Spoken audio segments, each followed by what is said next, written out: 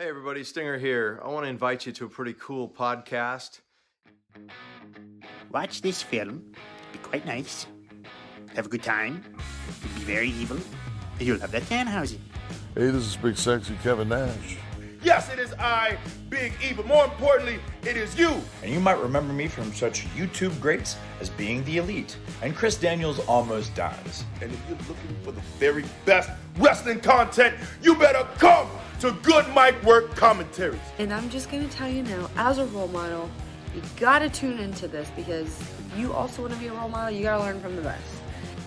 We have a rapport, and we have been so close over so many years. This is not a cameo or a paid endorsement in any regard. This is a message of friendship.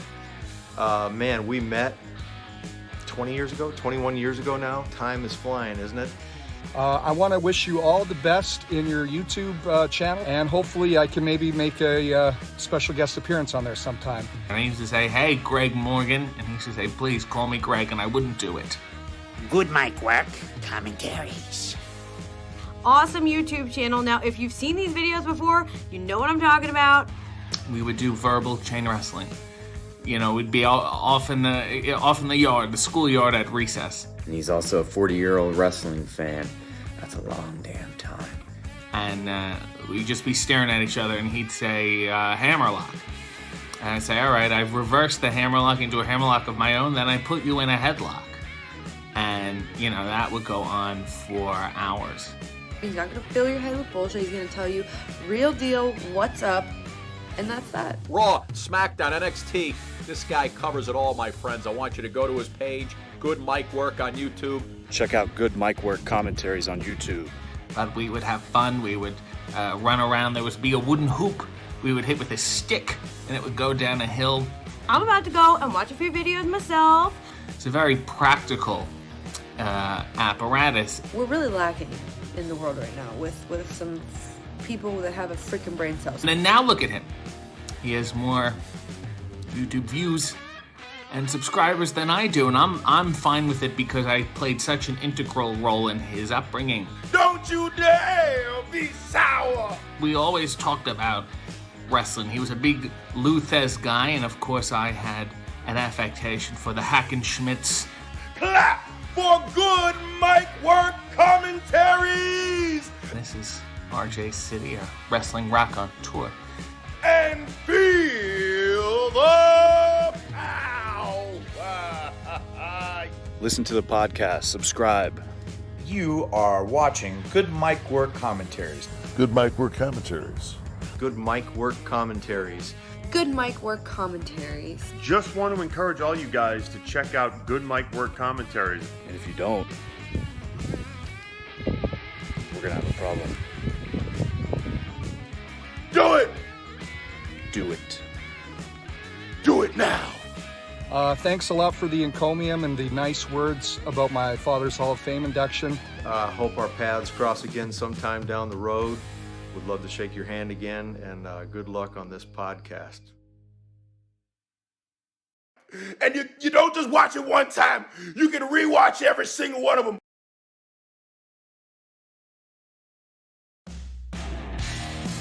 And now, Good Mic Work Commentaries and Greg Morgan presents the Winged Eagle Podcast.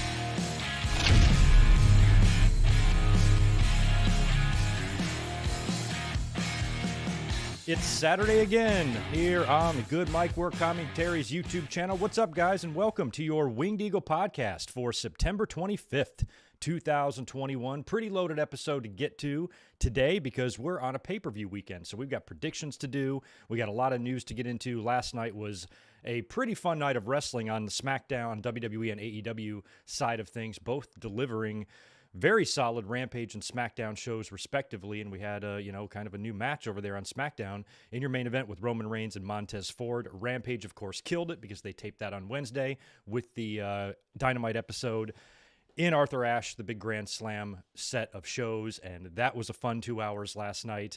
I did get a chance to look at the Kanyon Dark Side of the Ring. We're going to talk about that. We got some other wrestling news tidbits to get into. We got the ratings for all the shows this week. Some news and notes on Adam Cole. He's done a couple of podcasts, Talk is Jericho and Oral Sessions, and revealed a few things about his WWE departure. We're going to talk about Chris Jericho's involvement and how instrumental he was apparently in coming to the agreement with the Owen Hart Foundation. And like I said, we're going to talk ratings. We're going to talk SmackDown. We're going to talk Rampage, some of the storyline changes, what we might see coming up in next week's draft. And like I said, we're going to predict tomorrow's Extreme Rules pay-per-view, which according to my notes, I've got 6 matches is all I've got. I will tell you this, though. I think most people looking at these predictions are probably looking at this card are going to predict no title changes. I'm going to predict one, so you can take a guess on which one that's going to be. You'll have to stay tuned till the end because we probably will not get into those predictions until the very end. We also want to thank everybody who pays attention and is a subscriber to the channel, follows me on Twitter at GoodMikeWork. You guys know that we're up here today 30 minutes early. Got to head into work a little bit earlier than normal, so we came up at a 2:30 p.m. local time for me instead of 3 o'clock. And of course, we're 5:30 on the East Coast. So thank you for being here early and those of you who were aware of that. I'm going to cruise over here to the chat, knock out any super chats that are here, which there are a couple already. Shout out the patrons and let you guys know what my weekend schedule is going to be. And then we are going to jump into Dark Side of the Ring on Chris Kanyon, which aired on Thursday, and I got a chance to look at that last night. It was the last thing I did before going to sleep, was watching that. I put that in my notes, and we'll be talking about that here to open up the show. But first of all, I want to welcome Vash, Starwind, and Red Raven, Charlie, Neil, Justin, Lambo, Al Ramos is here. Ben is back as well. Mike Witt's in the house. Muhammad is here. Deshaun is here. Nice. Ben Forbes, Neil Barrett, Spaz Phoenix with a $10 drop. What's up, Big G? Reviews up now for the Dynamite and Grand Slam, or Dynamite Grand and Rampage Slam preview for Mildly Aggressive Rules goes up later tonight. Love you all. See you. Eagles with Wings in the comments section. Cheers. Yeah, Eagles with Wings. That's us. A lot of people don't know this, but not all Eagles have wings. I think only something like 100% of Eagles have wings. So, you know, glad that you recognize us for the flying type, Spaz. Shoot over to Spaz's YouTube channel, give him a subscription, and check out his reviews. Curious to hear what you have to say about those. I did not see hardly any of NXT this week, just a little bit, so we're probably not going to talk too much about NXT. I know they debuted a lot of new kind of wacky gimmicks and a couple of squashes, and they're just trying to establish, you know, guys, this new brand, this new vision. And unfortunately, aside from Braun Breaker, I'm not too familiar with a whole lot they're doing over there, and I probably will continue to be that way. I'm just going to kind of eyeball NXT. Braun Breaker obviously is the future. Even his goddamn tights match the colors of the brand, so clearly he's going to be the one to dethrone Ciampa. You can see that shit written from a mile away. Even if you're not watching the show, you can tell they're going to do that. So I'll check out NXT when I can, and whenever I do, we'll talk about it here on the Eagle with Wings. Spaz is back with 5 more. Christian Cage versus Josh Alexander at Bound for Glory is going to be really under the radar as a most anticipated match in 2021. That's going to be good. When the hell is Bound for Glory? It's coming up, right? I saw the still photo of Christian and Alexander with the title, so I'm sure that'll be a great match. Just crazy to think of Christian working Impact matches after all these years. Nuts. But anyway, thanks again for that, Spaz. Nathan is here as well. We got other supers rolling in. We got Cobro. What's up? Good to see you. Paul Carpenter, David Brown, another familiar face is in here, or another familiar name anyway. Wheezy in the house. Thank God. Couple of monkey wrenches. That makes me happy. Martin Tomlinson, my friend. Good to see you. Welcome back, and I'm glad you're here from the UK. Divine Ricks is here with $5. Hey, Greg, who do you think had better matches since they returned, Edge or Christian? God, that's a tough call. I feel like Christian's worked more, and he's had the more consistent, solid work, but Edge's matches have been pretty good. He didn't even have any really big letdown matches. I think the one that they attempted to do at WrestleMania 36 with the big, long Performance Center match, that was a letdown to some. But shit, that was weird circumstances. Actually in the ring, coming back after all that time off, although Christian was off a lot too. I might go tie on that. I think Edge has been in the higher profile matches and come through on a bigger stage, but Christian has been doing what his shirt says. For the most part, outworking everyone. Not everyone, but very close. I'm going a tie. I'm going to cop out and be a complete pussy today. Sorry. I think they've both done fabulous in the respective runs. I think Edge is going to get a little bit more credit just because of his circumstances and the neck and being officially retired for over a decade, and then coming back and main eventing WrestleMania and all that stuff. Obviously, that's, a little bigger than what Christian's doing, but in the ring, toss up, man. George Morris, what's up, dude? Thanks and welcome back. Glad you're here for the $5. Who's getting a 0 out of 10 from you today? Let's find out. Hey, Greg. How are you doing? Cobra Kai Season 4, December 31st. Will you be watching Terry Silver, Gravy Hair Bobby and Jimmy episode? Tori is cute. Gray-haired Bobby and Jimmy episode. Oh, I was Bobby and Jimmy coming back? Yeah, I like Tori. I saw the Netflix release date on that today. They are releasing Cobra Kai Season 4 on December 31st, which isn't totally ideal for me because I'm in the restaurant business. I got to work that night. I suppose I could take it off, but I'd be a huge asshole if I did that. And I like to be there right when it releases and just binge watch the whole fucking season. So I won't be able to do it that day. So it's probably going to have to be a New Year's Day type of thing for me to watch all the Cobra Kai. But I also want to be able to watch it with Elizabeth. So it depends on what her schedule is too. Might have to wait 2 days until until I watch that. So I'll have to see. But I kind of wish it was actually, like my poster says on the wall, December 19th, because that was the date of the All Valley Karate Tournament. I thought that would have been a great day to release it, but it's going to be the 31st, so we did get it before the end of 2021, but just by a few hours. I'm ready for that, man. Steven Harris, welcome, dude. Mike Witt, I think I got you earlier. G-Man, okay, I think I got all these names for the most part. We'll start getting into some stuff here because, like I said, I only got about 2 hours to knock out this podcast. And in our last 2 live streams, for some reason, we've had a couple of stream interruptions. I don't know what's going on Dynamite. For Wednesday, when we were doing the watch-along, the stream was cutting out, but it wasn't the internet because I was watching Dynamite on a streaming service, and it was just fine. And OBS kind of went down 2 or 3 times. It only went down for like a minute or 2, and it comes right back up. I don't even have to do anything. I don't have to troubleshoot, reset. It just reconnects itself. So hopefully, and that's not something that's really happened. We've probably had that happen 3 times in 3 years. So it's happened twice the last 2 streams. So if any of that happens here today, please don't leave the chat. Just hang around. Just give it a minute, 30 seconds, minute, 2 minutes tops. It should come back on. But hopefully we won't even have those problems at all today. But figured I should let you know about that. I checked into everything. There's no updates that are needed. My computer is very powerful. I got great internet, so I have no explanation for what was going on the other day. But if it happens today, just nothing's going to be shut. The stream will not die. Just stay here. You'll see me come back up and start talking again. So anywho, hope you guys are having a good weekend.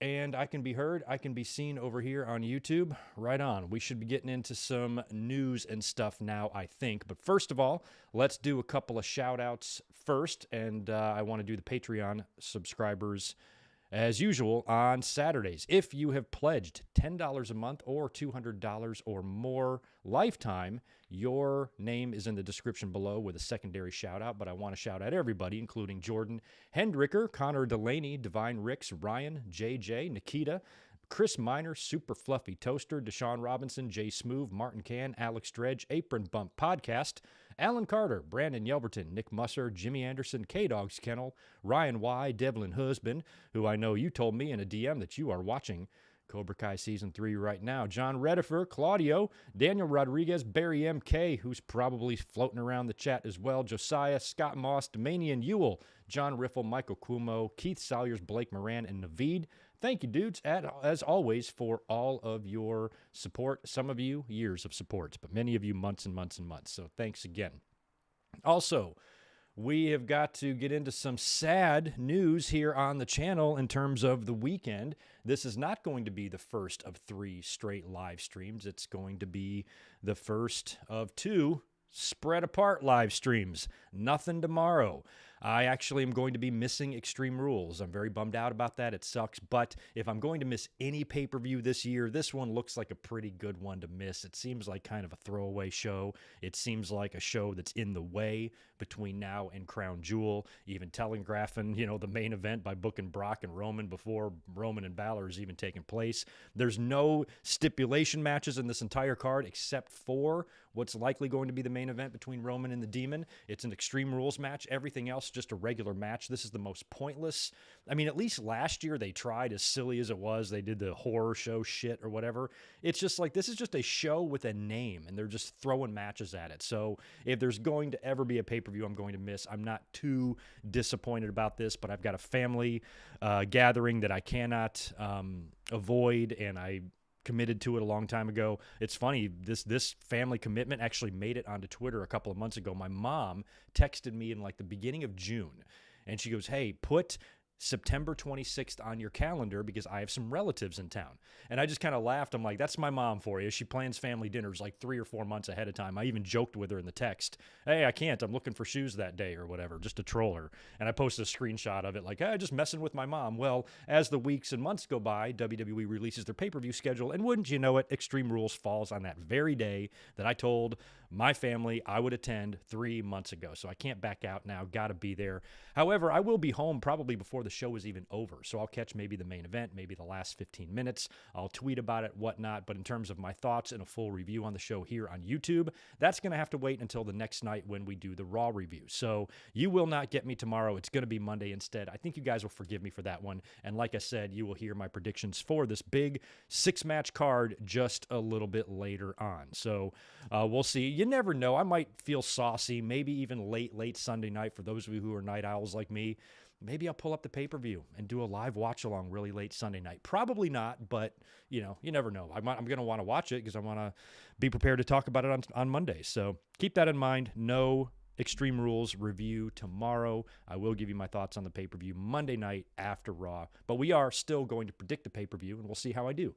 So tomorrow, I would appreciate it, since I'm going to be in a different environment, if you guys want to shoot me a follow over on Twitter at GoodMikeWork. I would love play-by-play updates of the pay-per-view. Tag me in them. Let me know how it's going. And thank you for that. Anyway, now we can start getting into stuff and getting into news and whatnot. Get my chat pulled back up over here so I can know what I'm doing. Do me a favor, tap the thumbs up button, smash it, create 16 accounts, and like this video with each one. I would appreciate it. Really need to get these likes up if we could. They haven't been bad this week. Last couple of videos have done okay, but let's try to do good on this Saturday afternoon. I would appreciate it. So as much as I don't want to start with something so gnarly, I think we are going to just kick things off here with the latest Dark Side of the Ring episode, which profiled Chris Kanyon, which we knew this was going to be a nasty one. I believe the next one they have coming up is FMW. I think they've got one on Luna Vachon. And I think the finale is going to be the steroid trial. Now, that's going to be really interesting, because who the hell are they going to get for that? Hogan? I mean, I don't know. I don't know who's going to be interviewed for the steroid thing, but that's going to be really interesting. So they are going to close out season 3 pretty strong and start placing your bets, votes, suggestions, whatnot, and speculation for who and what topics could be featured in season 4. It's going to be pretty interesting. But on Thursday, Vice released another episode in season 3, and this one, of course, is on Chris Kanyon. There was a bunch of stuff revealed here that I wasn't quite aware of. I knew the basic details of Chris. I always liked Kanyon a lot. I remember his run as Mortis and the feud with Glacier and all that stuff he was doing. I remember all of his career. Even remember the Men at Work stuff from back in the day. But I don't think I knew too much about his personal life and a lot of what he was facing. I knew he was gay. I knew he struggled with that. I knew he kept it a secret, and he felt like, his career was adversely affected due to this, and it caused him a lot of depression, a lot, as we will see and talk about, anxiety, and ultimately probably pushed him over the edge to take his own life. However, there were a few details that were revealed here that I really wasn't aware of. And then there was a couple of details that were revealed that I wasn't aware of, but also wasn't shocked by, type of thing. So it was a really sad episode. And Kanyon, I think, is one of the sadder subjects because of how really well liked he was. He obviously had some problems, bipolar issues, mood swings, things like that. But overall, he was very generally universally liked by everybody. He was a nice guy. He was, putting on an act with a lot of that to hide his homosexuality and things like that. But for the most part, everybody that felt like he was an honest, genuine guy. It was just this one big secret that he was keeping, that if he would have just been out and honest about this from the start, yes, it would have been, it's a different time and it would have presented some challenges for him. But I think overall, based on how much he is loved and was loved by his friends, and like I think it was Luke Hawx on the documentary had said, it's like, if he just would have told us, we would have said, so, you know, so what? Who cares? I mean, we love you anyway, type of thing. So he's a really sad situation, because when they told his story, it just makes you think that there's really no reason why he shouldn't be alive today, and there shouldn't be a reason why he was not able to be out and he was not able to be happy and live a normal, adjusted life, you know, even with the challenges presented as a gay man in wrestling. Certainly he's going to see those, but still, you know, you really feel like he would have been fine. And, you know, if he would have had the right support and he wouldn't have been so on his own. I mean, he was in his own head. He was just a loner. He was the one guy, along with James Mitchell,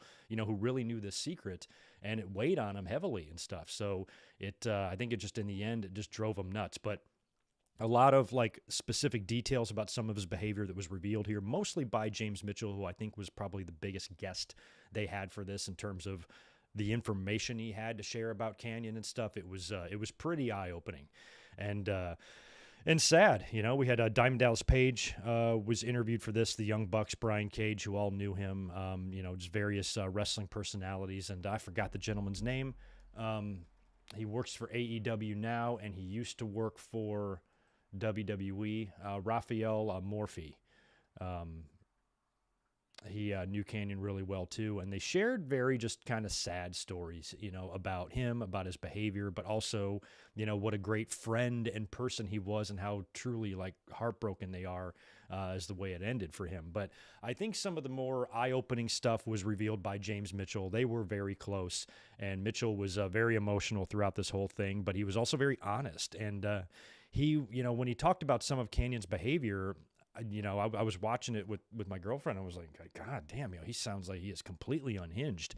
There weren't many lighthearted moments about this documentary at all, but if there is one, I would probably think it's James Mitchell telling the story of how he found out that Kanyon was gay. And I guess Kanyon was driving a U-Haul or something with his cousins, and there was this giant box of like gay porn in the back, and something had happened and the porn just went flying and spread all over the street or something. And Mitchell tells the story of Kanyon calling him, trying to, you know, cover his tracks here, and by doing that, he's going to have to reveal the truth to at least one person, and he chose that to be James Mitchell. And he's like, oh my God, there's gay porn all over the streets. Like a pinata of gay porn is how he described it, which you just think of a pinata and it busting open and gay porn flying at your face. I find that to be a funny visual and image. So the fact that he found out that way, and Chris basically lets Mitchell know the truth, you know, about him and his sexuality, and says, you know, I need you to cover for me, and have this convoluted scheme of calling his cousin and asking if, you know, Chris has, you know, got some of his personal belongings, and, you know, making it seem like it was all his stuff, because Kanyon put the blame on him because he didn't even want his cousins to know. And that was a big revealing part, because they talked about his upbringing, you know, in New York City there, and that very Catholic type of upbringing that he had. Now, I can kind of relate to this. I have a lot of family members that are Catholic, and I have a lot of friends that have lived in New York, and a lot of people that live with this type of, you know, these type of religious expectations, and what, you know, they feel is right, not right, sins, not sins, and how some of your family will really shape you. You know, that's why, you know, I always say, you know, if you're religious, you know, you're going to be whatever religion everybody else around you is. If you're here, you're going to be Christian. If you're somewhere else, you could be Muslim. You could be anything. You're going to be what you're told to be. And Chris Kanyon, growing up that way, and him telling the story of going to the priest to try to come out and get this burden off of him, you know, and let, of all people, you know, to let know about this, you know, he lets, I guess, a priest know that he's gay, and the priest immediately tries to change him and says, you're living in sin, and, you know, you need to open your heart up to the Lord, and all this stuff. So imagine, you know, as a kid, you're going somewhere where you're expecting to get support back, and instead you're told you're wrong, you're a sinner, you're going to hell, whatever, you know, but you're told a whole bunch of bullshit, you know, that's going to what? It's going to keep this bottled up inside you more, because if you're not getting support from the one person you're expecting to get it from, how is he supposed to know that his friends and family aren't going to react the same way? And then he finds himself in a business that's a very physical business that, has a lot of homophobia in it.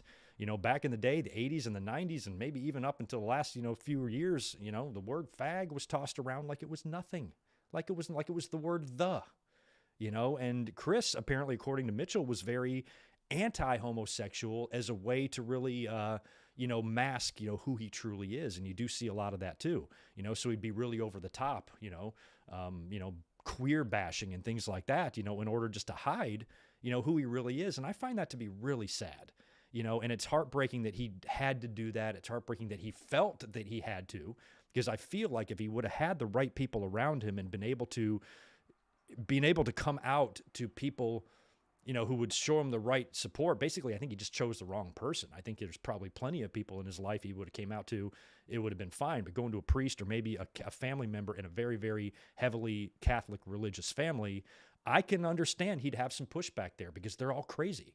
And they make you feel like shit for just being yourself and not being able to help. They feel like he's made a lifestyle choice and he needs to change it. You're born this way, man. So he was met with immediate resistance. And I think that set him down the course of the way he was going in his life. And Mitchell was revealing some crazy stuff. Like he talked about, it reminded me of myself actually, because Canyon's got like this control center, and I sit right here in my cockpit, all the time when I'm prepping podcasts, and I got like 3 computer monitors, and they show kind of by the way, the stunt double work that they do on these Dark Side of the Ring episodes is phenomenal. It really looked like Kanyon when it was blurred like that. And so they show Kanyon, he's got this like control center with all these computers where he's like looking for boyfriends, according to James Mitchell, and he was printing up the conversations with all these men that he was having and putting them in like a flame retardant box, and safe or something like that. And Mitchell called it Pandora's box. Just very weird behavior, how he's like saving conversations with people and everything. And that was one of the more disturbing parts of his behavior, but also probably the biggest one was his mood swings. And I have bipolar in my family. I know what this is like, and I know how people can be. And I do believe Kanyon was diagnosed with that, and he certainly exhibited the behaviors of that, especially with Mitchell telling 3 or 4 different stories and instances where Kanyon like flipped out on him. Once was in a car, once was backstage, once was in a hotel room, I think, where Kanyon even like pushed him down and started choking him and putting like his thumbs on his Adam's apple, is how Mitchell was describing it, just going off. And Mitchell's like, this is a hell of a way to treat the one person that knows your secret, to abuse me to this degree. But it was just, Chris was, I guess he took James's friendship for granted, but at the same time still loved him very much, even to the point where he'd be choking him one minute and crying and telling him how much he loved him the next. This is the behavior of an extremely unstable man right here. And, Mitchell told a very disturbing story about how he had a gun in one of his hotel rooms, and the next time Kanyon jumped on him and tried to get all out of control, he pulled a gun out on him, threatened to shoot him. And apparently had thought that this was going to be a possibility, because he said in the documentary that he looked up statutes and laws and stuff like that in terms of defending yourself. And, it seems like this is something that he thought he might have to do far enough in advance that he looked up to see if he could get in trouble if he had to kill this guy. So, I don't know how much of this, and to go into details of their relationship, but how much of this is on Mitchell as well. I'll tell you what, I've got some very close friends in my life, people that I've known my whole life that I consider family, and I love them. But if any of them choked me, we wouldn't speak again. But that's me, So Mitchell, to the point where he's maintaining a relationship with somebody, knowing it could eventually boil over to the point where he's got to pull a gun out on this guy and shoot him, that's pretty fucking scary, and you got a guy here that's extremely off the rails. Now, one thing they didn't really touch on here, they didn't talk a lot about drug use. And I don't really know, to be honest with you, about that side of Kanyon's life. I'm sure he did a little. I know he was probably on a ton of antidepressants. I'm sure he was on pain medication from time to time for various injuries, like all the boys were. But that wasn't really something that was focused on here. Like, apparently his behavior wasn't drug-fueled. It was fueled in other ways, maybe a little bit by drugs, also by the bipolar disorder, also by the enormous weight that he's carrying and this burden that he's carrying, and not being able to reveal who he really is to people, all of that I think played a role. But he clearly had some serious issues that he was really struggling to work through. But it wasn't all bad. I mean, they talked some of the good parts of his career, too. They talked about his run in WCW, putting the mask on him as Mortis and really being able to come out of his shell that way, and then unmasking because when the NWO came around, those goofy gimmicks, the Dungeon of Doom and Glacier and Mortis and shit like that, they were going to have to go away, and they did. And Kanyon was able to become Chris Kanyon. They talked about his voice and the lisp that he had, but he was still capable of cutting a decent promo. Talked about that he was the stunt double for Oliver Platt in Ready to Rumble, which we all knew that, and that he was really well liked and a hell of a good worker. And I always thought that he was. His WCW run, his WWE run, I loved him as the Alliance MVP. I thought WWE was trying things to actually get him over. I thought in a lot of ways WWE was kind of using him better than WWE was, or WCW was, I should say, a couple of times there as well. But for whatever reason, things just didn't really pan out. WWE was stacked, loaded with talent at that time. It was going to be hard for him to even get noticed anyway, much like it was in WCW. But he was still able to stand out. He was respected. And everybody, usually had good things to say for Kanyon. And they talked a lot about how good he was, what a good trainer he was, the friend that he could be to people like DDP and the Bucks and Brian Cage had all talked about. And I think a lot of that was that I'm glad that they included enough of that, because there was so much negative stuff here in terms of his behavior. And, even Matt Jackson told a story of having to talk him off the ledge. He called Matt up and said he was going to kill himself. And, Matt had the shower running and had to sit, with the steam filling up the room for 45 minutes trying to convince this guy not to do it. And he did. Mitchell even said, Kanyon, I forgot where they were, but I don't know, somewhere, a hotel or something like that, and Kanyon just came hobbling in the door all limping, and he's like, I just threw myself in front of a car, tried to kill myself, just like casually, like it was nothing. So despite all of those, crazy and disturbing stories, I thought they also made sure that, that who he was as a worker, a great hand, and, a lot of times a really good friend was at least talked about here, because it wasn't all, it wasn't all great. The saddest part was I've never enjoyed watching that Howard Stern clip that's been around for years. I saw it years ago when Ric Flair called in and just buried him, and he's not good enough. And John Cena did kind of the same thing. That was when John Cena was a little bit younger and stuff. And he's saying he's just not good, I'm like, well, John Cena, at that point, Chris Kanyon was 100 times better wrestler than you were. Hate to tell you, my friend. And we're John Cena defenders on this channel, but, honestly, that was a stupid take back then to say when at least he can say, he can have an opinion of why he didn't make it, but to sit there, John Cena of all people, whatever year that was, 2007, John Cena was not fucking Eddie Guerrero in the ring. And to sit there and tell somebody else who actually is really good in the ring that he's just not good. He's just not good. Fuck you, man. Fuck you. So that's just all just very sad. And his whole situation is sad. James Mitchell said that the last time he saw him, he could tell it was the end. He said he even went home to his wife and says, I think he's going to do it this time. And he did. Took a handful of his antidepressant medication or whatever and overdosed and killed himself in the end. And that's just, that was 2010. I remember when it happened. And it was, I just kind of shook my head because I was like, oh, but, there's another one. It's just his circumstances were so much different. And they talked about, a couple of the other things too. When he finally did come out and let his friends know, everybody was really accepting. And then they talked about in WWE how they brought in Orlando Jordan. They showed, I didn't read it all, but they did show a screenshot of the letter he sent to Stephanie McMahon saying, I should be the one to, to be the first openly gay wrestler. He should have that gimmick, basically, because it's not a gimmick, it's him, just like it was with Orlando Jordan. But as a lot of people pointed out on the documentaries, that he waited too long to come out. If he just would have done this before, this maybe would have been something that they could do. The Boy George stuff was very suspicious when he came out of the box or came out of the closet to sing to The Undertaker. Jericho mentioned that, that was, how can you not think that that was not some sort of an eternal rib or a punishment? And, it may or may not have been, but to act like that's not something WWE would do, bullshit. It's exactly like something that they would do. So I'm not really sure if it is or not at that time.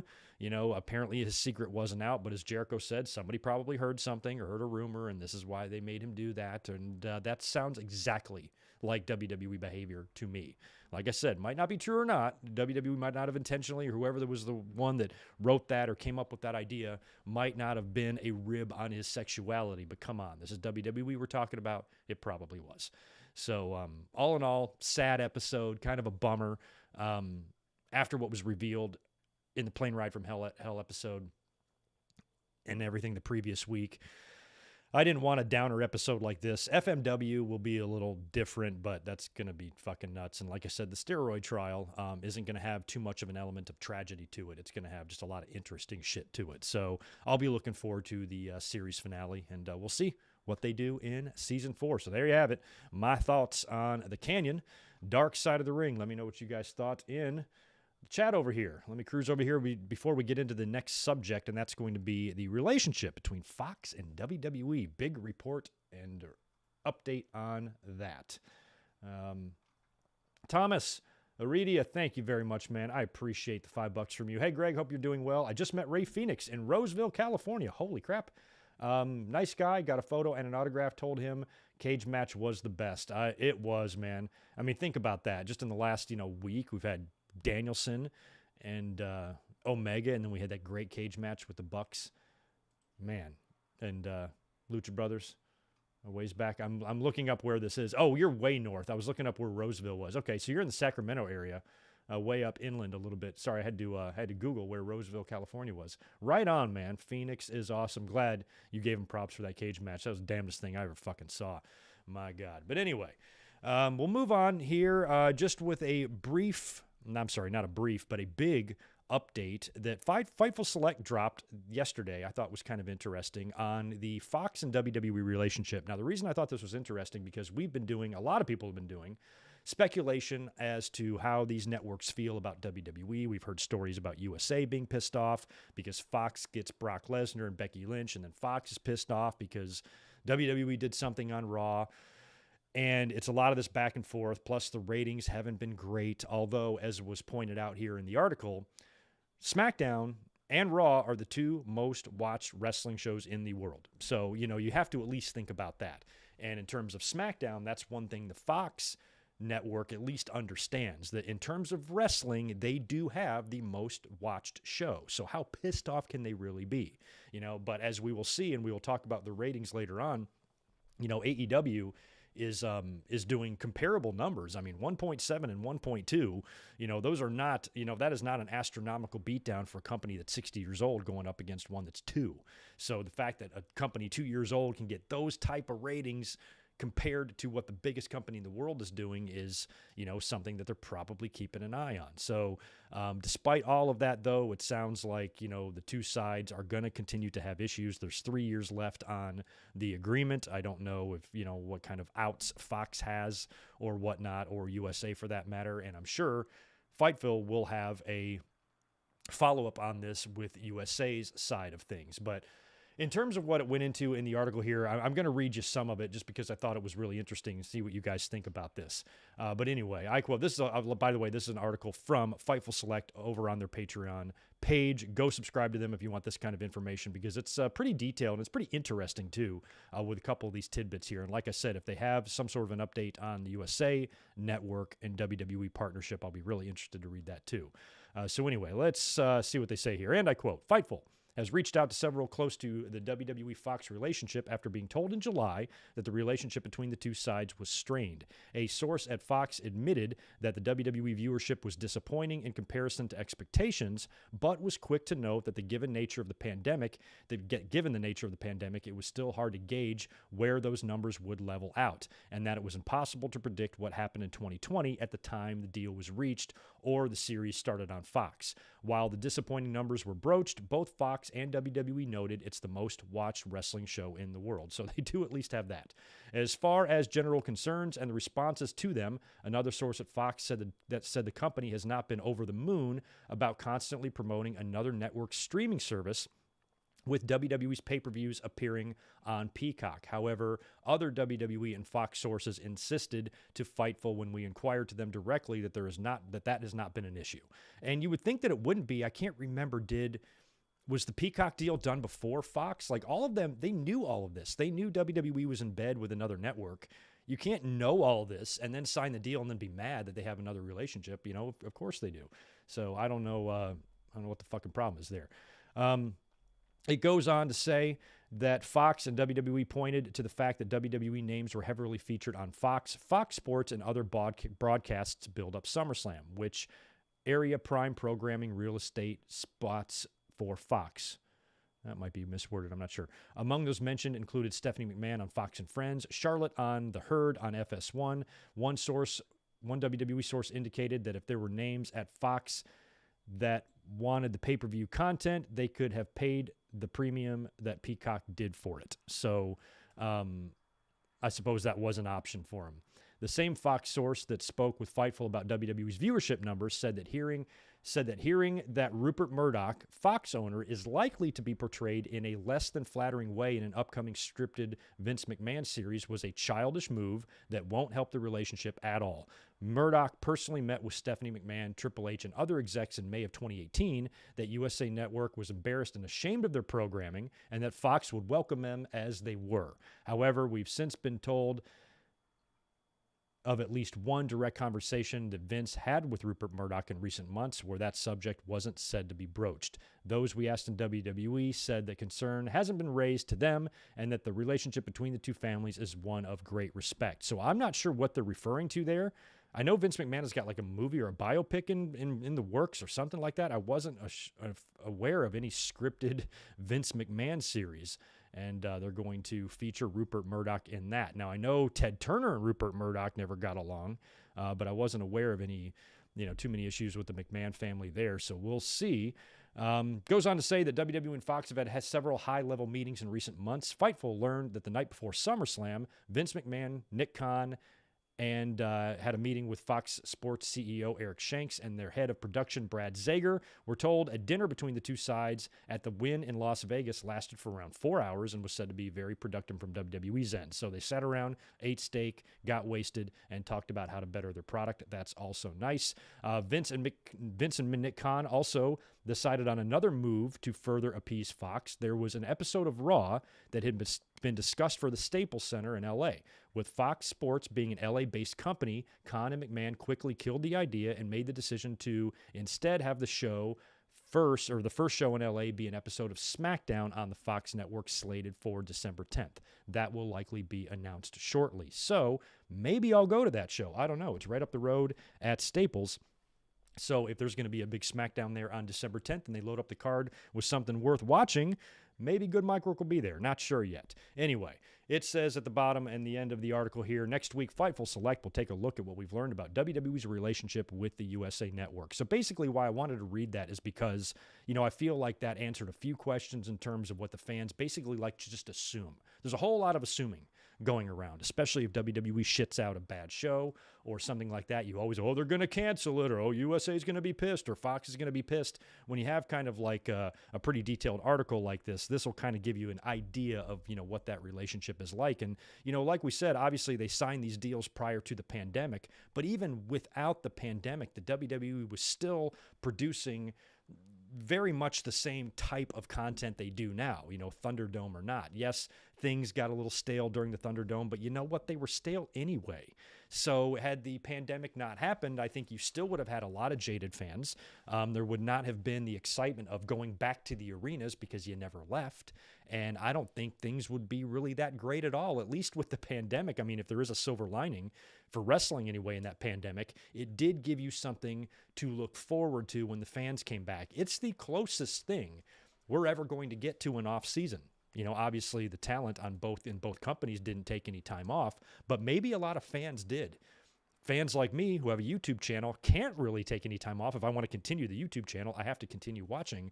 But if I didn't have the YouTube channel and I was just a regular casual fan, maybe I was a big fan in the Attitude Era, I only eyeball the product now, there is no way I would have been watching that shit for the past year and a half. I'd probably maybe be taking a peek at it now and coming back.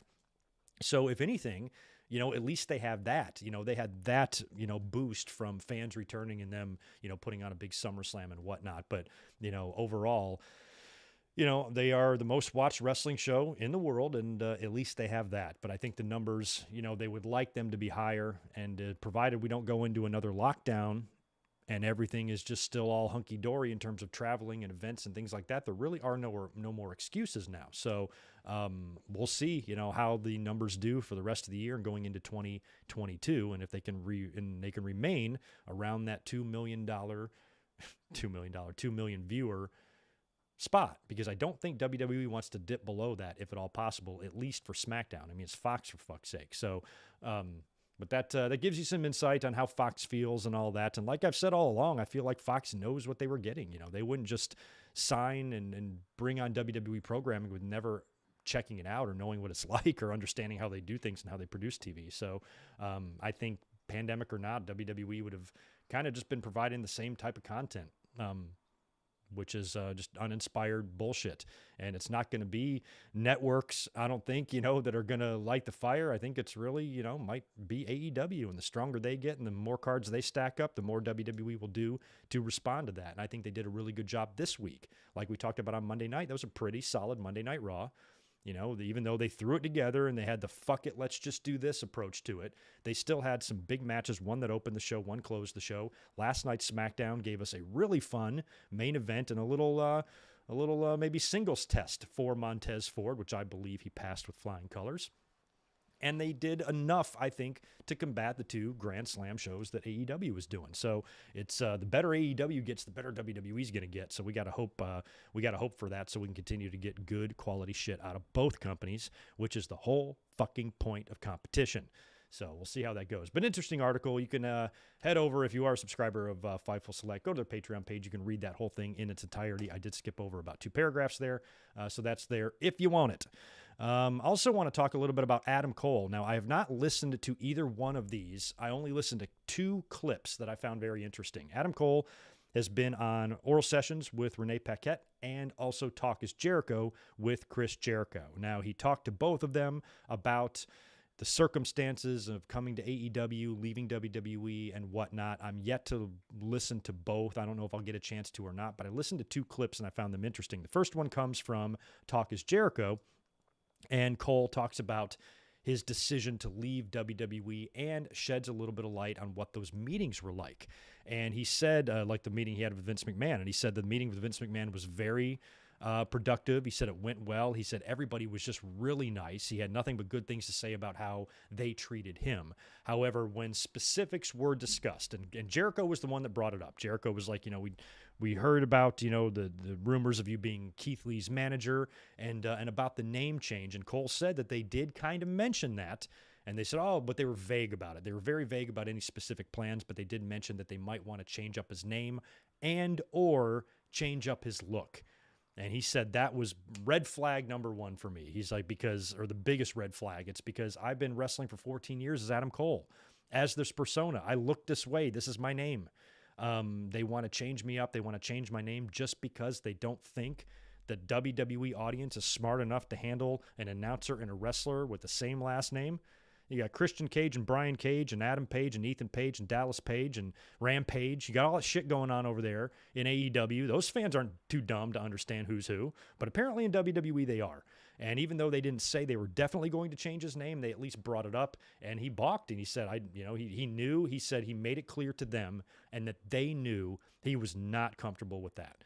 And the next meeting they had, they kind of changed their tune a little bit and said that changing his name is probably not something that's going to happen, which is good. The Keith Lee manager thing is something else that might not have ever happened. It was just something that was tossed around, pitched in a creative meeting, whatnot, didn't even make it to the talent. But basically, it was those meetings. That's all WWE has to do is just tell the talent what they want to do with them, and that's enough to send them running.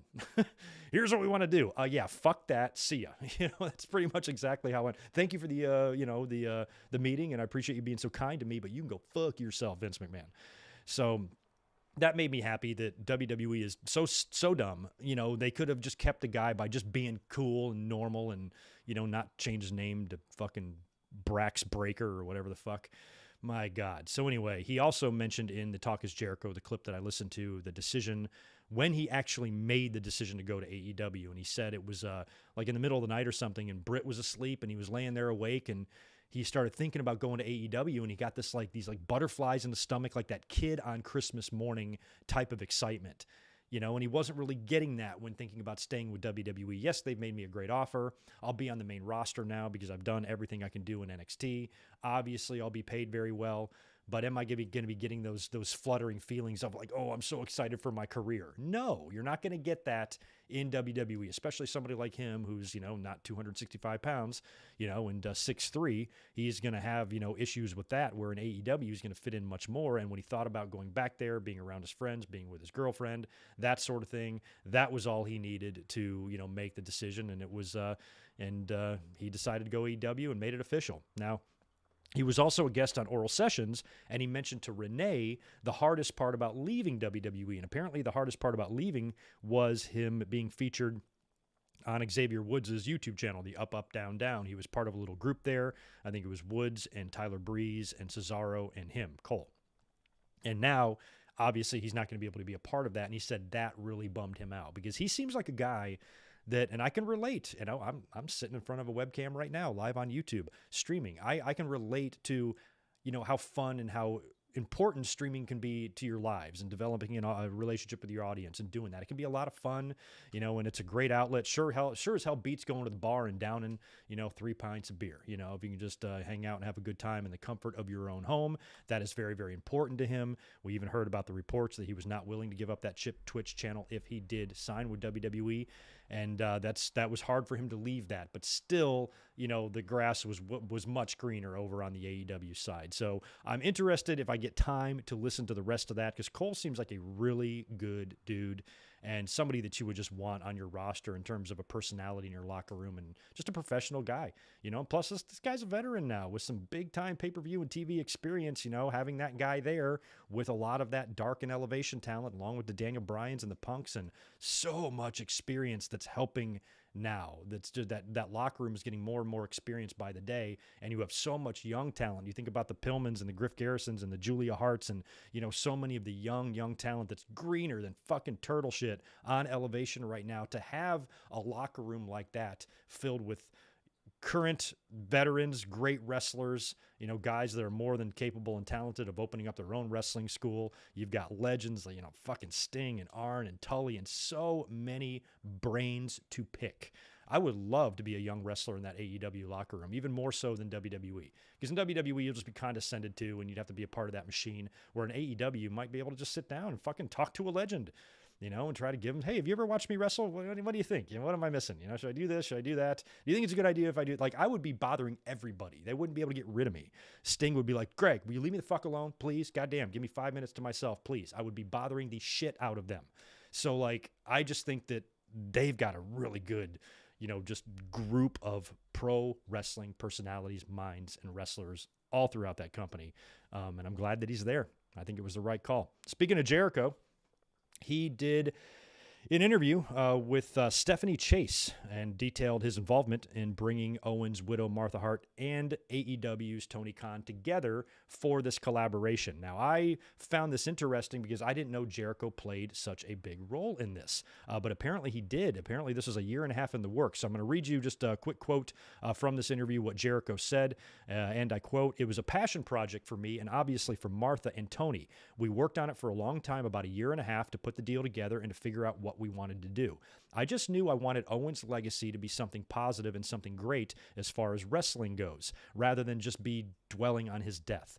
That's the main reason why we all wanted this to happen, so we can celebrate Owen Hart's career and the contributions that he made. He was a pioneer." He goes on to say, what's his connection to AEW? Some people are saying that. Well, one of the connections is that he's specifically the reason I got into wrestling. Owen Hart was the guy. To an extent, Shawn Michaels and Ricky Steamboat, but Owen Hart, to me, I thought, I want to be like that guy. That is your connection to AEW. The original AEW face of the company is an Owen Hart fanatic and disciple. That's the reason we wanted to do this. We'll do the Owen Hart Cup and tournament and make people feel good about Owen rather than sad. I love that idea. What we know happened, we know what happened, but that was over 20 years ago.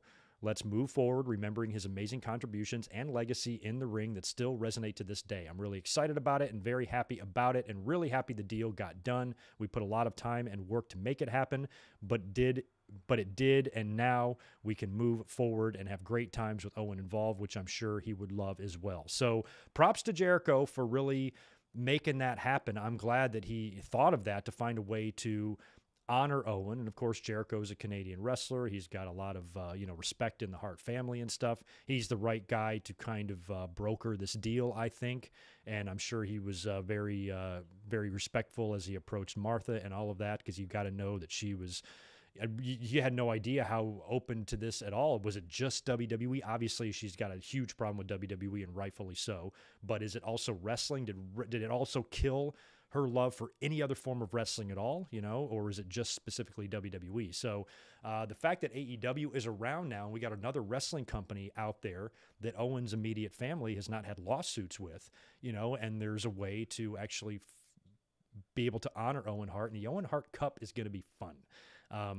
This almost adds a little bit of fuel to maybe the prediction that I made when we first got this news that maybe Jericho would be like in the finals of the first Owen Cup. I would love for them to wait until next year to start this shit, because I want Kevin Steen to be in the Owen Hart Cup. As a matter of fact, I want Kevin Steen to win it. As a matter of fact, I want Kevin Steen and Jericho to be in the finals of the fucking thing and have that whole situation rehashed again. That's what I want. I think when you crown the first champion, it probably should be a babyface. That's the one thing with this Owen Hart Cup. I think years down the road, and as years go on, heel or baby can win. I don't think it matters, but I think the first one is kind of got to be a babyface. So if Jericho is still a face when this happens again, he could be the perfect guy to be the first inaugural Owen Cup winner. However, I might want somebody else, but I think Steen would be an excellent choice for that, just to be the first guy on that cup. And I don't know. I mean, Owen's Canadian, Jericho's Canadian. Is this going to be like the Stanley Cup? I kind of hope that it is. I kind of hope that the winner of the Owen Hart Cup keeps it until the next Owen Hart Cup or something. And then their name gets etched in it. That's what I would do with it.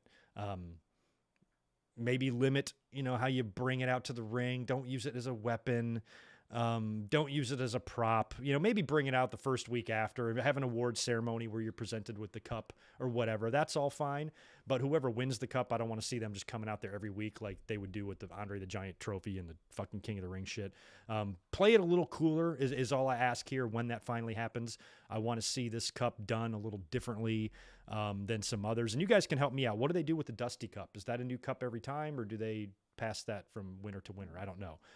But with the Owen Hart Cup, I kind of hope they just don't treat it silly. And that's something that I feel confident that they won't. Because if this was WWE, I feel like they would break the cup. They would smash it or something, Owen Hart's in hell, or whatever, So I just don't trust what they do. So I'm just looking forward to that. I just think that's such a nice story. And good on Jericho for, pushing that through and really trying to make that deal happen. And now that it is, it's a great story for 2021. Very happy. Anywho, we were here on Wednesday, like I said, to discuss and watch along together AEW Dynamite. Rating is in for that. Slightly lower, I think, than they were hoping for. They pulled in a 1.28. They got a 0.48 in the 18 to 49 demo that was slightly edged out by Raw's 0.49. So just a hair, they beat Raw in that demo the last 2 weeks. Raw bounced back and got the victory here, which is kind of a big deal because Raw was up against Monday Night Football, and Dynamite Grand Slam, of course, has been, promoted the shit out of this for weeks and had a lot of good matches stacked up here. So I think the rating is very good. Anything over 1 million viewers for Dynamite, I think is going to be a positive rating. However, I think they probably would have preferred a 1.4, 1.5 in that, and they scored a little bit lower. And plus the demo, they were bested by Raw this week. Now, Raw drew a 1.79, so you're only talking, 500,000 or less viewers, which I still maintain for these fans that get very excited when AEW doesn't draw as high rating as they want. I'm like, compared to what WWE's doing in their numbers, I don't consider this as slaughtering. I can't stop repeating this enough. 60 years versus 2 years. When you can be around that short amount of time and draw half or better of your competition's ratings, I can't understand how anybody would view that as anything other than a victory. So that's kind of the way I look at it. So I think the rating was still fine. Maybe they wanted a little bit higher. I think AEW will also have weeks where they dip below 1 million. I think AEW should also always target 1 million, and I think SmackDown should always target 2. I think that's internally what the two companies, they consider that their bottom resistance. They do not want to break through that. They want to stay above those numbers if at all possible and try to grow from there. So, with all of that promotion and Danielson and Omega and whatnot, to draw 1.28, I don't think is bad, but I think they wanted a little bit more, and they at least wanted to beat Raw in the demo, and they didn't. So we'll see what happens next week, but it is kind of fun to monitor the ratings. It's even more fun now to monitor the ratings now that the Wednesday Night Wars are over, because I always wanted to see what Dynamite would do unopposed. And, when they were battling with NXT, when NXT was put, to 2 hours and put on the USA Network specifically to stunt the growth of AEW, and then it didn't work and they bounced NXT off to another night. Now Dynamite gets to grow its own audience, and it's only been a few weeks of that, a couple months or whatever it's been. So since they moved, so now that we're seeing their numbers compared to the Raw numbers, you got to remember, how many weeks ago was it? 4-6 weeks, something like that. Raw drew a 1.4. Yeah, damn near 1.3 if you're here for AEW Dynamite. So this is, you're going to see volatility in the ratings. You're going to see up and down. And so whenever Brian Alvarez tweets out a number, or whoever the fuck reports the ratings, and the fans just go nuts, see, I told you, I'm like, well, next week it's going to be completely different. Raw's going to probably drop. Dynamite's probably going to drop. And it's going to depend on what kind of Monday night matchup you have that week, and what kind of game you got going on, and what other shit WWE decides to phone in that week. So I don't know. I think Raw probably considers that rating disappointing as well. I think they wanted a little bit higher than that, considering that they had Roman Reigns on the show on Monday. So they put Roman Reigns on the show, only did a 1.79. Dynamite put Danielson and Omega in the ring, only did a 1.28. I think, yes, those numbers are lower than they wanted, but it's kind of where the ratings are right now in wrestling. Wrestling is not, wrestling, I think, is reaching kind of another sort of boom period here with the independents, and, how accessible it is on the internet. And of course, YouTube helps with that and all that shit. But, in terms of just overall viewers like you would have in the Attitude Era, nobody is anywhere close to that. I forgot who it was. I saw a tweet of somebody making fun of the All Out's buy rate because it wasn't as much as WrestleMania 17. I'm like, well, of course not. WWE's not doing those numbers either. But this is a stupid fucking comparison. Of course it's shit compared to that. WrestleMania 17 was the fucking shit, man. So anyway, ratings are what they are. Those were interesting numbers this week, and I guess a win for Raw. Like I said, on Dynamite was a fun show. Loved the Danielson and Omega match. I'm so glad that Malachi Black was able to defeat Cody Rhodes, and with the crowd reaction to Cody on Wednesday, with them kind of booing the shit out of him. I don't know how he doesn't go heel at this point, now that he's gone Hollywood and he's featured and stuff, and he'd be a great heel. I think he should be one, because the fans just do not like this nonsense with him. However, I'm a little worried that maybe they didn't finish the story of Cody taking his boots off and shit with Black. So I'm almost worried if there's a third match to be had here where Cody could maybe get the win. But I'm hoping Malachi Black moves the fuck on.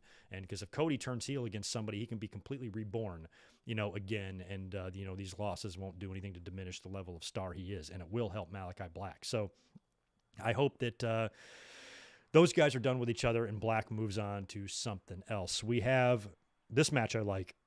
Next week, this coming week on Dynamite, we've got Adam Cole versus Jungle Boy advertised. Hope you guys got a kick out of Jungle Boy. I threw him up in the thumbnail. How great was that spot last night, which we're about to talk about in a minute on Rampage, where Cole had him in the clutch and the Bucks came in and kissed Adam Cole with poor Jungle Boy right in the middle, looking so confused. Anyway, Adam Cole, Jungle Boy, that will be a fun match on Dynamite. That's all I really have written down for Dynamite. I think there's a couple other matches announced. I just don't have them written at the moment. And I think we've got one next week, a hair versus hair match booked for Rampage. Anyway, how are we doing on time here? Okay, good. We got some time left. We're going to get into these Rampage results real quick. Then we're going to cruise through SmackDown. I'm not going to spend a ton of time on SmackDown because a go-home show is pretty much obsolete within 24 hours. So we'll run through some of the results there, and I want to talk about that great main event, and then we'll predict Extreme Rules. And then I will get up on out of here. Let me knock out a couple of super chats. Before we do that, smash that thumbs up button if you don't mind, if you are in here.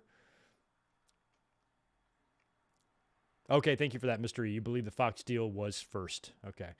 Before they moved over to Peacock. Yeah, well, there's no rule against it. I mean, it's probably weird for it. It's different with WWE because, like, NFL, they've got the CBS deal and the Fox deal and stuff, and I don't know what goes into choosing which games go where and shit like that and how fair it has to be, but you got to think that wrestling's got to be a whole different type of ball game when it comes to stuff like that when you have relationships with two different networks.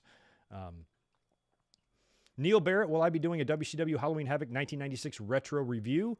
Roddy Piper jumping ship to WCW and confronting Hogan at the end was dope. That's right, and they would be in that big, ugly-ass cage match 1 year later in 97.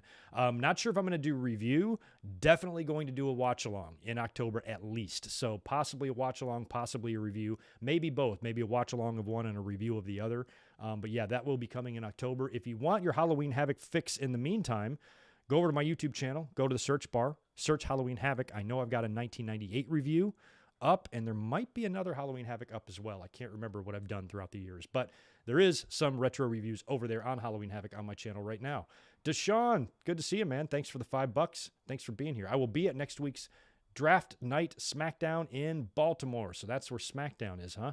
Baltimore next week, this coming Friday.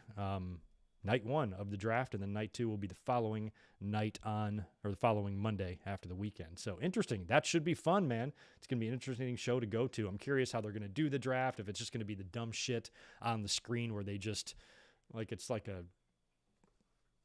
digital slot machine or whatever, where they just throw the name of the guy up there that they're going to move. Who knows? But that should be a fun night either way. Diet Wadka's here, too. I'm happy I got some monkey wrenches in the house. All right, we're good there. I got all the super chats caught up. Let's jump into some of Rampage now. Last night's Rampage I thought was great. I stayed away from the spoilers, didn't read them at all. Of course, this was taped on Wednesday because they were in Arthur Ashe Stadium for that amazing crowd and that amazing show, and those fans were treated with, I think, at least 5 hours of wrestling. Rampage and Dynamite were 2 hours each, and I think they did some dark shit too. So there was a lot of wrestling going on there. I heard some reports from some people around the community who were at the show that said it smelled like ass in the arena. It was just funky. I don't know why. I don't think it was the fans that caused it. I think it just stunk in there, and everybody was kind of annoyed by that. Some traffic issues getting out, a lot of plane delays for some people trying to get home. So sounds like it was a huge pain in the ass to go to that show. I feel for anybody that dealt with that. Traveling problems and delays and anything like that can always be a pain. So that probably sucked. But the story of the building smelling just fucking cracked me up. I don't know why. Anyway, Rampage last night from Arthur Ashe Stadium. Crowd was still hot. They were still very hot, lingering from the 2 hours they saw previously. I was a little bit worried how this would come off on TV after we get Danielson and Omega and all that shit we got on Dynamite, but the crowd stayed hot, and I thought they had the matches here placed pretty well in terms of excitement. It did hit kind of a dead spot with the Hager and America's Top Team and Jericho storyline, which I just hate. I think the crowd kind of got a little bit zapped during that, but picked right back up for the 8-man tag, and lots of good shit on there. So anyway, the show opened up with CM Trunks back in short trunks. CM Punk put a Twitter poll up a couple days before the match to ask the fans if he should wear long trunks or short trunks. Of course, we saw him have his return to the ring at All Out against Darby Allin, where he was wearing some long trunks. They looked different on him. However, in my head, I could get used to that. A lot of people compared what he looked like to Shawn Michaels in the Survivor Series 02 when he wore those shit brown tights, which I still don't understand why he did that when he has a closet full of great gear. I know Shawn had gotten a little smaller. Maybe the shit didn't fit him, and he had to get some new stuff made, but it was just brown. It just didn't look right on him. It just did not look right on him, and it was going to take a little bit of getting used to. He never wore that again. So CM Punk might be the same deal here. I don't recall a time he ever wore long trunks in his career. Even early on when he was in the backyard wrestling in Ring of Honor, he was usually wrestling in shorts of some kind, maybe not traditional wrestling gear, but certainly nothing long. So I guess it was a one-night thing, and he's back to wearing the short trunks here, taking on Powerhouse Hobbs. We had Hook on the outside of the ring. We had Taz and Ricky Starks on commentary, so Punk is kicking off his feud here with Team Taz. And the match was pretty good, pretty scary spot. They came falling off the top rope and looked like Hobbs took a really nasty landing on his head, but he was okay, was even able to kick out and continue the match. So hopefully he was all right there, but pretty nasty looking spot. In the end, we've got Hook on the outside. He jumps up on the ring apron. He gets knocked off by Hobbs, who I think got reversed into an Irish whip, knocks off Hook, and Punk is able to pick up and lift up big-ass Hobbs for the GTS and put him to sleep. So I had mentioned last week that I wouldn't have hated if they gave Hobbs a victory here, especially if like Starks interferes, costs Punk the match. Hobbs can get the win, a huge win, and then we can get Punk and Starks in a match that we know will be good. Punk can beat him and then come back and have a return match with Hobbs and get his win back there, but it still puts a big W in the column for Hobbs. A win over CM Punk is great for his resume. But they didn't do that. They went with the outside interference. At least it keeps Hobbs a little bit strong here. He didn't get beat completely clean here. Ada GTS got beat, and you know what I think, guys? I think CM Punk is going to be Hook's first opponent. I would love for that to be the case. I think it's going to happen. I mean, we've all wanted Hook. Remember CM Punk? Send Hook. Everybody wants to see Hook wrestle. I think that Punk is the exact type of guy that would be more than happy to work with him first. Punk ain't going to job to him. He's going to beat him, but he's going to make Hook look really good. He's going to give him a really good match. And at the end of it, the fans are going to appreciate Hook. I mean, it's going to be a good learning experience for him. And that's what I would do. I don't know how far along Hook is. I have not seen any of his training videos. I don't know how ready for prime time he is to get in the ring or whatnot. But, putting him in there with Punk will take care of him. And I think would be huge. Imagine Hook going through the rest of his career saying, I had my first match against CM Punk. It would be, kind of like a modern day Cena had his first match against Kurt Angle type of thing, even though I don't know that's true. But who did Cena have his first match against? It was somebody big, right? Something like that, I think, would be good for Hook, and I want to see it. A lot of fans like Hook, and I want to see how he is. So we'll see if that winds up actually happening. But Punk is going to have to make his way through Team Taz. So you would think at some point, Hook might have to get choked. We'll have to see what happens. And down the road, obviously, I also think that a CM Punk heel turn is absolutely inevitable with the way he talks, the intensity he can have on the mic. I can't wait to see him turn that. Right now, you notice how overly welcoming and happy CM Punk seems to be. He's pleasant on Twitter. Hey, guys, let's do a Q&A. Ye old chuckle cheezel bums to CM Punk. He's so happy. He speaks so well about the company. He's not angry or bitter and pissed and grumpy and moody and pissy like he always seemed to be. He's really, really happy. But when he decides to change that can make for some great promo fuel. You know what I mean? He's been really nice, really happy with the fans. Now, when he decides to go turn heel and shit on us, he can call back to all this. I did everything right. I was so nice to you assholes. And still, I got criticized, and you guys did fucked up shit or whatever. He can tap into that. And I think a heel turn for him down the line, him going off on somebody, is great. I think this is Punk's way of, just kind of starting off a little slow, getting into the groove, getting back in the ring, getting used to being back in front of a crowd, promo talking and shit like that. And doing stuff with Team Taz is a good entry-level thing for him. But I think after that, he should move on to something much bigger and a much bigger program and opponent in my mind. We'll see who that turns out to be. But first, it's going to be Team Taz. After that, we got a fun-ass six-man match between a debuting Adam Cole in AEW, in the ring anyway, teaming up with his buddies, the Young Bucks, taking on Jurassic Express. And Christian, spot of the match, came in the middle where Cole has got the clutch on Jungle Boy. Young Bucks each come in on each side of his face to plant a delicious, wet, warm kiss on his cheek. I'm sure he loved that. Very fun match here. Good work from everybody, and I was just watching Cole the whole time. Love his music. That was one of the loudest Adam Cole bays I've ever heard in my life. And we've heard some loud ones at some takeovers. This one, man, might be right up there, and that just put a huge smile on my face. I'm like, I'm so glad he's there being Adam Cole and not on SmackDown being something stupid, rolling around on the mat with fucking boogs, and getting a guitar smashed over his head or whatever. This is just so much better. So They do the entrance. They have the match. Match is fun.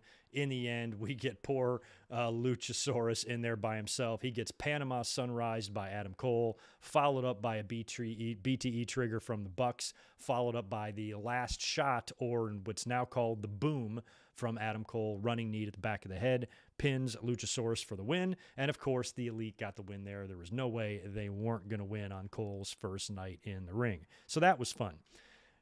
This is where it dipped a little bit for me. We had the advertised match between Chris Jericho and Jake Hager taking on Scorpio Sky and Ethan Page. They've got Dan Lambert on the outside of the ring out there, and there's a lot of America top team guys floating around. I don't really follow MMA that much or UFC. I watch a little bit of it, but I don't really know who these people are. I don't really know much about Junior Dos Santos or Austin Vanderford or Jorge Masvidal or whoever these guys are.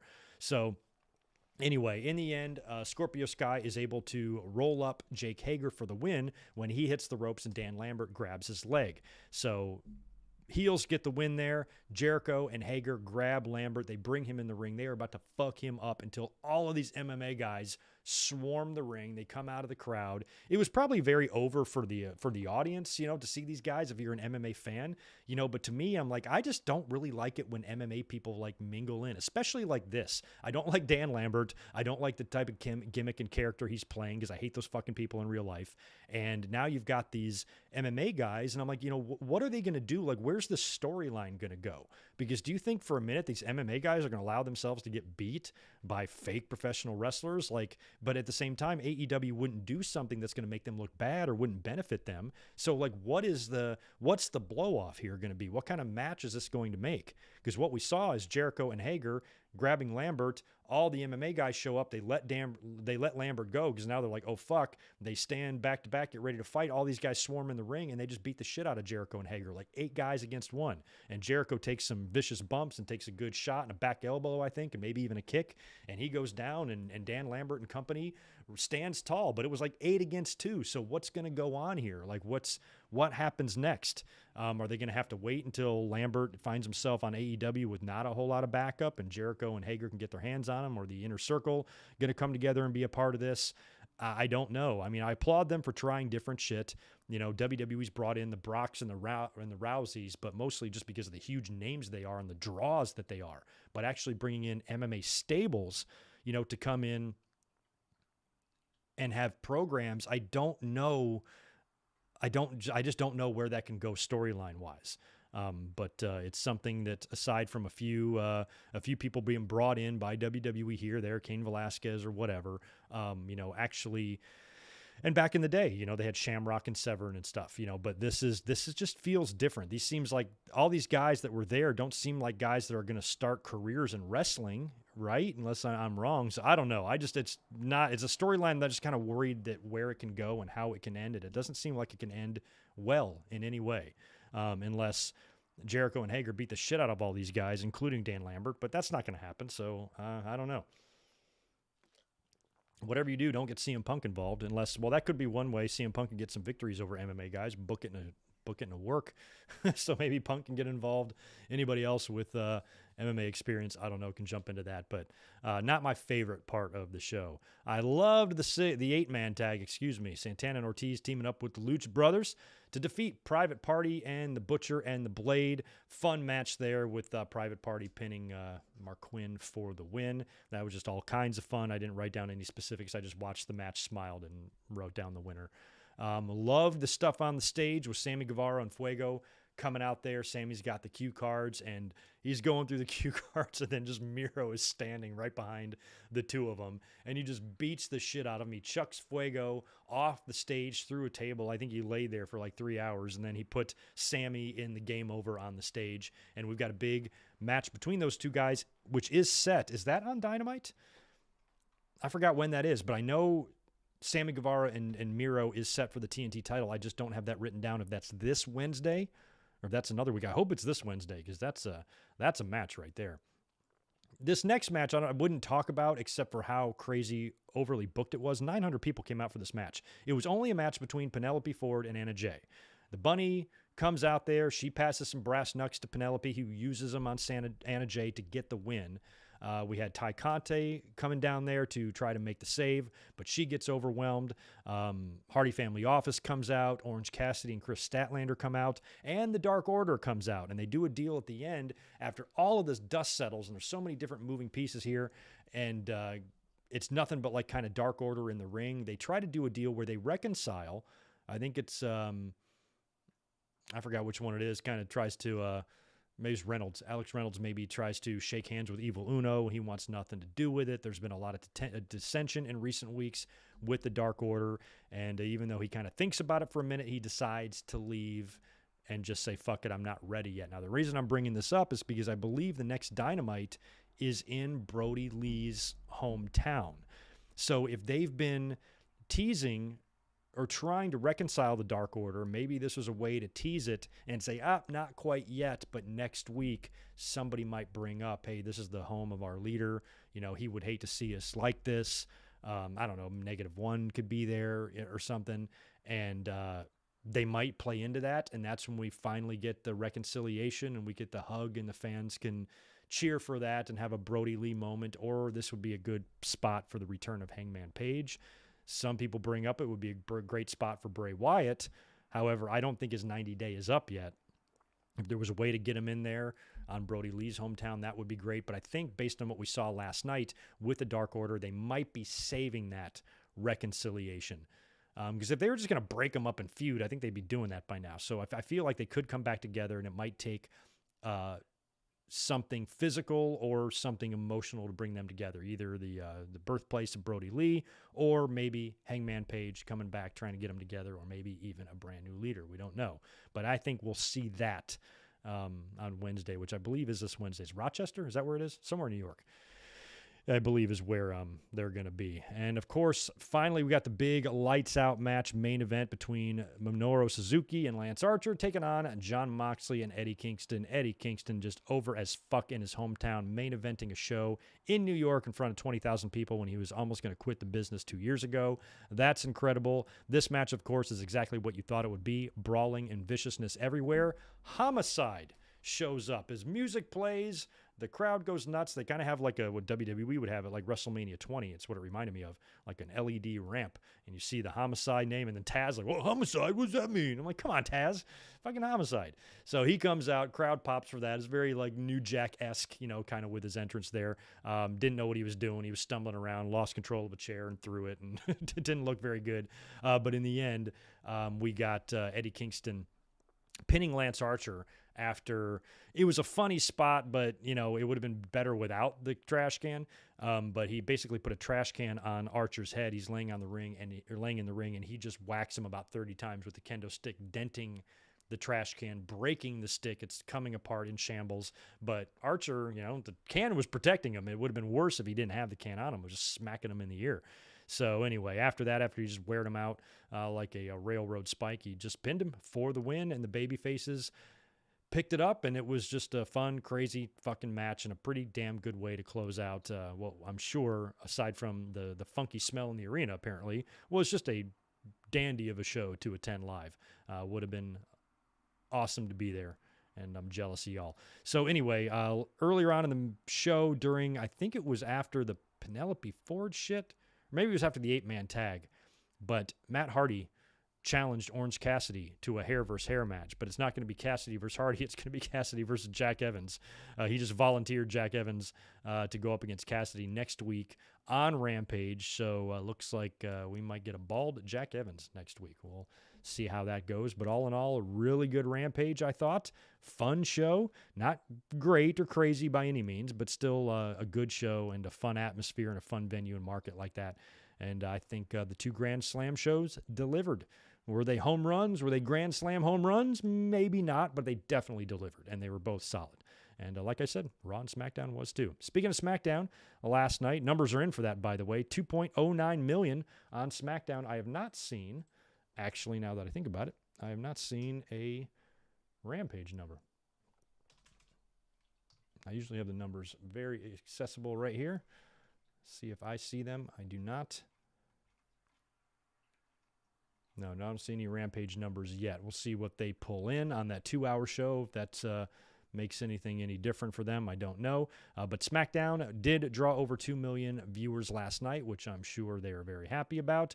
Not going to go into every little detail here because, like I said, this is a go-home show, and we don't have to talk about too much here. But I do want to talk about Nakamura successfully defending the IC title over Apollo Crews. I don't know what Apollo Crews is going to do from here. I feel like based on everything going on here that this is going to be a guy that's a likely move in the draft. Boogs, of course, was backing up Nakamura. Commander Aziz was backing up Apollo. They get into it on the outside of the ring, and Boogs actually hits Commander Aziz with like a belly-to-belly throw. It was pretty impressive on the outside of the ring. That is enough to distract Apollo Crews, and Naka rolls him up with a cradle for the win and retains the title. We had Sonya Deville throwing out Naomi. Naomi's in the ring cutting a terrible promo. I love Naomi, but man, her character just never does much for me, even though she's got so much potential, in terms from a physical standpoint.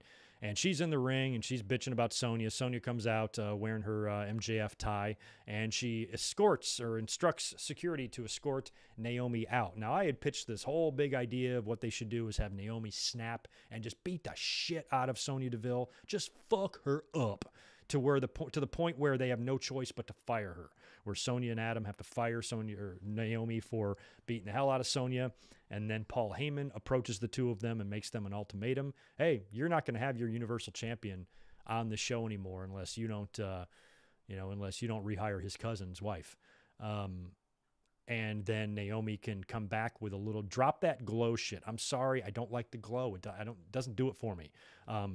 Nothing about her presentation or her gimmick at all is anything for Greg Morgan. But I think there's a lot of potential there for Naomi to be a Greg Morgan guy or Greg Morgan to be a Naomi guy if they kind of do something different with her. So I like the idea of her just beating the hell out of Sonya, getting suspended. Paul Heyman gets her job back. She comes back a little bit more badass, drop the colorful shit, wear some darker stuff, have an attitude, and have an edge to your voice, chip on your shoulder, and join the bloodline. That's what I would do with Naomi. But I don't know if it really looks like it's going to be that. What this looks like to me is that this might be Sonya Deville's entry back into the ring, I think. I mean, how long is she really going to have this authority figure role? Sonya Deville is a wrestler, not a manager or whatever. So you felt like as soon as she was brought into this role with Adam Pearce, it's only going to be a matter of time before she does find herself back in the ring again. And if she's got all the authority, why can't she just reinstate herself? She did lose the loser leaves town or loser whatever the fuck match with Mandy like a year ago. But she could be getting back in the ring with Naomi. So I feel in WWE's world, that's the more likely scenario. This leads to Sonya getting in the ring than the convoluted scenario that I have about Naomi getting fired, rehired back, and turning heel and being more of a badass. And I think that's what she needs. I really do think like a different change-up look to her gimmick is definitely needed. And I'm hoping that whatever's going on here leads to that. So we'll see what goes on there. We had the final scuffle, the colossal tussle between Becky and Bianca, promo in the ring. They fight. Bianca gets the best of it, and Becky retreats. Not feeling title change between those two tomorrow, but I'll give you my predictions on that in a minute. We had the new tag team champions on SmackDown taking on who I forgot was tag team competitors, Natalya and Tamina. So it's Nikki Cross versus Natalya in this match. So they're continuing this. A lot of people brought up last week on Monday when they won the titles that Shotzi and Tegan Nox have beaten the tag team champs like 3 times on TV. All Natalya and Tamina did was lose. That's it. So they at least played into this. There was some little camera shot or some promo of the two of them like walking down the street talking about how many times they've beat the champs or whatever. So clearly they are going to be next in line, but I guess they had to knock out one more singles match here. But this makes me feel like more shit's going to happen. This makes me feel like next week it's going to be Rhea and Tamina on SmackDown. Fucking mark my words. But anyway, Nikki Cross defeats Natalya. When the match is over, Shotzi and Tegan come out on the tank and shoot them with a missile. That is a sentence that is written in my podcast notes. I wrote down, Shotzi and Tegan come out and shoot them with a missile. What am I doing with my life? But that happened. They even had the big sound effect and shot Nikki Cross and Nikki ASH and Rhea with the missile, and I guess that's their way of saying, we want a shot at the title. We'll see if they get it or not, but I think next week, we're going to have to get Rhea Ripley and Tamina first. We had Zelina defeating Liv Morgan. Nothing to say there. Liv has got a pay-per-view match tomorrow, actually, against Carmella. We got more problems between Dominic and Ray. They're backstage. Dominic's giving Ray shit, kind of blaming him for the last couple of losses he's had. He's like, look, I know you want the best from me, but goddamn, Dad, every time you're out there, you fuck my world up. You know, you tell me to do this, and then you don't allow me to fly on my own. You say you want me to fly on my own, but you don't let me. So he's giving all sorts of shit to his dad, and Ray's like, okay, I'll leave you alone right now, or you need some time to think or whatever, and he leaves. But like immediately when he's leaving, Sami Zayn then shows up, and Dom even kind of like puts it like, feels like he's got to fight, and I'm like, Ray, yeah, I know Ray is out of the screen. I love how WWE feels like if somebody's not not on the screen, then they're just not there at all. I was like, he didn't even walk away. He couldn't even been 2 feet away from Ray. So you would think that if Ray walked away and he turned around and saw Zayn fucking with his son, he's going to turn around and come back. But he didn't. He just left him there. And basically Zayn is trying to offer advice, manipulate Dominic a little bit, and maybe even slightly recruit him into more of his way of thinking. We'll have to see if he's able to get into the head of Dominic and if he's going to be the one to turn Anakin Mysterio into Darth Vader Mysterio. We'll find out if that happens. We've got some backup now with Baron Corbin. I don't know how many times they've tried to give this guy some sidekicks. He had those lone wolf guys with him or whatever the fuck that lasted about 3.5 seconds. So he's out there. He's got his suit. I really liked spaghetti-stained homeless Corbin better than this Corbin. But he's out there. He's dressed like a complete fucking idiot. And he's in the ring and he's talking shit to Kevin Owens, calling him out. Owens then comes out. He starts power walking to the ring so he can beat the shit out of Corbin. He's then blindsided from behind by Riddick Moss, who was in a hoodie. Takes off his hood. I don't think many people in the crowd knew who he even was, but it turned out to be Riddick, and the two of them beat the hell out of Kevin Owens, and now Corbin has got Riddick Moss with him. So that's a good thing for Moss to be doing, because Corbin is always on TV and he's always featured. So if Corbin has now been able to afford, with all of his newfound fortune, some backup, and able to hire and employ Riddick Moss to kind of be his muscle, then good for Corbin. We'll see how that goes. We had a Seth Rollins promo, a backstage deal, sitting down, awesome suit, basically demanding that Edge meet him in the ring next week. We had this called out. We're just going to wait to get on the other side of Extreme Rules, and these two guys are going to pick this back up to do their blow-off at Crown Jewel. I have no doubt about it. Edge then tweeted out, which was featured on SmackDown, hey guys, see you next week on SmackDown. So Edge and Seth Rollins will have an in-ring segment together next week. I'm sure the final blow-off between the two will be proposed, and that will take place at Crown Jewel. Big payday for Edge, and that should be the end of the Edge-Seth saga, just like we predicted back in August when this match was made. I said, mark my words, SummerSlam will be the first of at least 3 matches between the two, and I think it's going to be 3, and then it's going to move on. So we'll see if that winds up getting made next week, but it probably will. And then in our main event, we had a really great match, unique match, different match. This is what we want from WWE. Give us something different. Give us something fun. There is nothing more fun than a Roman Reigns versus Montez Ford match. Holy shit, just the thought of that gets me excited. Now, Roman basically demanded this match because Montez Ford was talking some shit in his promo, and he's like, bring me this man, or I want this man. Give me a match with this man so I can beat the shit out of him. And I think a lot of this was WWE taking a look at Montez Ford. We've been saying that for the better part of a year. He is so stupidly, jaw-droppingly athletic that you have to wonder how long he can survive in a tag team before WWE's going to have no choice but to give him a little singles push. He's not huge, but he's tall, and he's really, really, really athletic. So anything he lacks in really like big, bulky size, I think he makes up for in everything else he does. I think he can get better with his promos and stuff. He definitely has charisma. He definitely has energy, but being able to channel that into actual good promos, just not full of a lot of BS and one-liners and catchphrases. We'll see what he can do as he goes. Of course, WWE's very high on his wife, Bianca Belair, or fiance. I can't remember if they're married or not. And that's probably helping his cause as well. So I think this was WWE's way of kind of getting a look at him and see how he performs in a main event scenario against the top player in the company. And based on the match that I saw, he came through. He did wonderfully. So I thought it was a good match. I thought it was solid all the way across the board, and Montez performed well. Now, in the end, of course, he's not going to win this match. He does tap out to the guillotine, but I thought that he really put forth a great effort. He put forth such a good effort that his foot was strong enough to break and destroy an announce table. These fucking announce tables, I swear to God, they gimmick them so bad that we've seen them break a couple times. I know it was Natalya did something not long ago where it broke, and this time Montez stands on the table and it just crumples underneath him. So clearly they had a table spot planned for that match, and it didn't happen, and the table just completely disintegrated.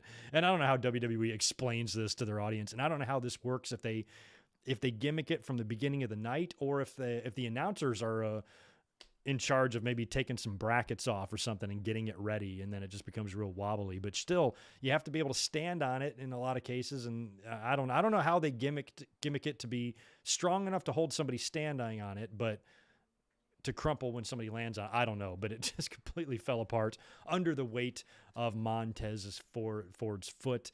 That was pretty hilarious. But like I said, in the end, he lost, tapped out to the guillotine. And then when they continued the attack on the outside of the ring, we get the lights going out. The red light comes on. And as the lights come back on, you've got the Demon perched on top of the ring post, because those things are LED ring posts now, so there's a little platform on it. He's actually standing up there while the entire bloodline is out near the announce table area, and he dives off the rope onto them and basically kicks their asses for the show to go off the air. So that was a good way to finish up the Roman and Demon stuff heading into Extreme Rules. And like I said, I loved the fact that he was standing on the corner like that and he dove off on him. So I thought SmackDown was solid. I really do. It wasn't the greatest show ever or anything like that, but when you're going to give us a match like Roman Reigns versus Montez Ford, a completely new match, I'm all for that. Now, we've seen Roman Reigns do this before. He did it with Buddy Murphy, and it was all WWE's way of kind of getting a look at what this young buck can do.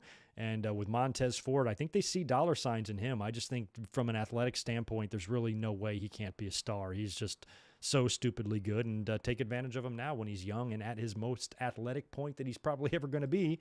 Let's capitalize on him now. So that might have been what that was about. I don't know where that's going to leave Dawkins. I don't want to see Dawkins turn into Tucker. I think Dawkins is a little bit better than that.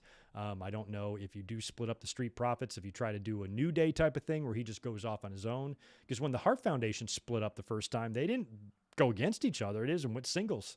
And they came back together later to win the title. Maybe they could do something like that so you don't have to completely ruin the relationship between the two, and you don't have to turn Dawkins heel the way you turned Tucker, only for Dawkins then to be moved in the draft and lost in the shuffle and not on TV at all. I'm worried about him.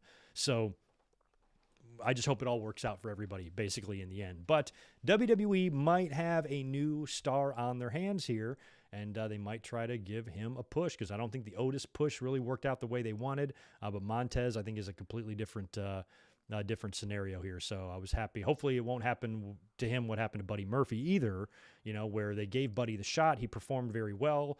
He passed with flying colors, but then they still decided not to do anything with him. So hopefully that won't be the case for Montez. But I think the Bianca connection is going to help his cause as well, because I think WWE likes them both. Thank you for that, Deshaun. I didn't catch that. Pat McAfee. Well, see, that's why McAfee's great, because he hasn't even been in the business that long, but he also understands about thinking on your feet, being able to cover your tracks, and he had a pretty funny and witty reasoning for why the table broke. Apparently, it was because his fat ass was dancing on it early during Nakamura entrance, so Pat tried to save it. So good for him. At least he said it was his fault. And it didn't break when he was dancing on it, but broke when Montez stepped on it. So I don't know if production guys come over and start loosening shit. I don't know what happens. I've never really paid attention prior to a table bump like at a show. So next time you're at a show and you got some match, crazy main event, you think there might be a table, just watch for the ring crew. See if they're ever over there farting around with the tables. Maybe they do it when the lights are out. I don't know. But weird. So that basically just leaves us with Extreme Rules. Like I said, I only have 6 matches written down for this. I don't know if they're going to announce anything else, but this was also as of last night on WWE.com. And there's nothing for the kickoff yet. So I worry that WWE could add one. I don't know if I'm worried, but I'm just saying it's not going to, it's going to make my predictions a little off. I don't see anything new. I just see the 6 matches. So I'm kind of open with these matches. I guess if there's going to be one kickoff, I know which one it's going to be. I guess it's going to be Liv Morgan and Carmella. We should start there. Liv Morgan versus Carmella. Liv Morgan. I don't know what else to say there. I think Liv Morgan should win, and I think Liv Morgan should be moved to Raw in the draft. I don't think Carmella should be moved to Raw because Corey Graves. Oh, wait, I'm sorry. Carmella's going to... I'm thinking Corey Graves on SmackDown. He's not. I think Liv Morgan's get the win, but Carmella's going to move to Raw. That's what I'm expecting. I think Carmella's going to go over to Raw. Corey Graves is over there. She can kind of be reborn then and lose out the door and give Liv, a winning program, on to hopefully doing a little bit more. So I'm going to predict Liv Morgan over Carmella in that. Usos versus the Street Profits. Like we said, we just saw Montez Ford in a huge main event match here tonight or last night on SmackDown, which he lost. However, even despite that loss and despite the fact that I think WWE is really high on him and wants to give him a push, I think he's going to lose again. I'm not putting the belts back on the Street Profits here. They've had them a bunch of times. I think the belts are more useful right now on the Usos based on the bloodline and all of that. And Street Profits, it's not like they're going after their first titles. To put the belts on the Street Profits tomorrow would just to do it for the sake of doing it, and another title switch that really at the end of the day doesn't mean anything and only adds to the title count of both teams. And there's really not a reason to, in my mind. So I think with Roman and everything going on with the bloodline, the Usos need to keep the title. Speaking of keeping the title, I think Damian Priest should do that as well. He's taken on Sheamus and Jeff Hardy in a triple threat match for the United States title. Hardy got added to the match on Monday, with a victory that made this match a triple threat. A lot of people feel Hardy is there to take the pin, and a lot of people are probably right. I think Priest is going to retain here no matter what. I would keep rolling with him. The only way he does lose here is because we got to remember, he did lose the North American title rather quickly after winning it. And I think a lot of that was because they were going to move him up to the main roster. So what if it's the same type of deal here? He could lose. Jeff Hardy might be in this match to take the pin, but it might be Sheamus as the one pinning him, not Damian Priest. And then you do that, and you move Priest over to SmackDown. So I think Priest, if he's going to drop the belt, that's why this was a main event, or a triple threat, I'm sorry.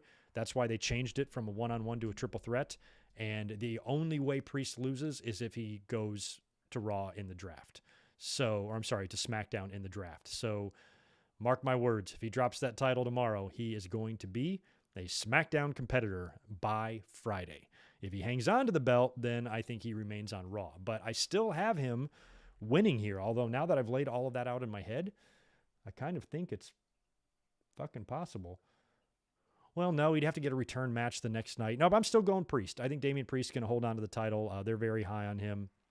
And you can still move him if you move the IC to Raw. I mean, you could do that. You could keep the title on Priest, move him to SmackDown, move Nakamura and Boogs over to Raw. That could happen too.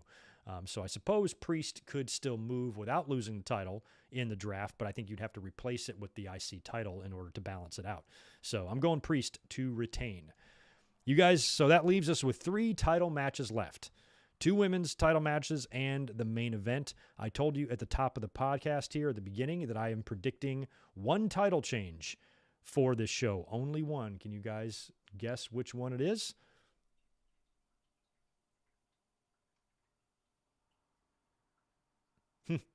Thank you for that, Duncan Hines. You ain't a brownie. You guys know which match I'm picking to have the 1 title change in it? I'm going to tell you. Charlotte and Alexa. I just think it can happen here. I think this is the only match that has a real possibility of having a title change. I thought the promo that we saw between the two on Monday was really good. Now, nothing Alexa Bliss is doing. I don't like this Lily shit. I don't like this Alexa's Playground stuff. I don't like this gimmick anymore ever since they released Bray Wyatt and did whatever the hell they did at WrestleMania between those two. I haven't really been a fan. I thought Alexa at first was doing great with this gimmick, and she has. She continues to do great with the gimmick. It's just the gimmick has kind of been lost on me now. But I almost think that WWE wants to see it through and let it run its course instead of just like abruptly ending it. So I think the way you do that is to have Charlotte be the one to end this Alexa Bliss nonsense and to bring her back into who Alexa used to be. But I think before you get to that point, Alexa should take the belt away from Charlotte. Because of everything they've been doing, this Lily stuff and everything Alexa's been doing, I almost think like she should be awarded a little bit or rewarded for the work she's done with the gimmick, even though it hasn't been everybody's favorite and a lot of shit that they've done has been really stupid. Alexa's performance on its own in a vacuum, judging that alone, has been phenomenal.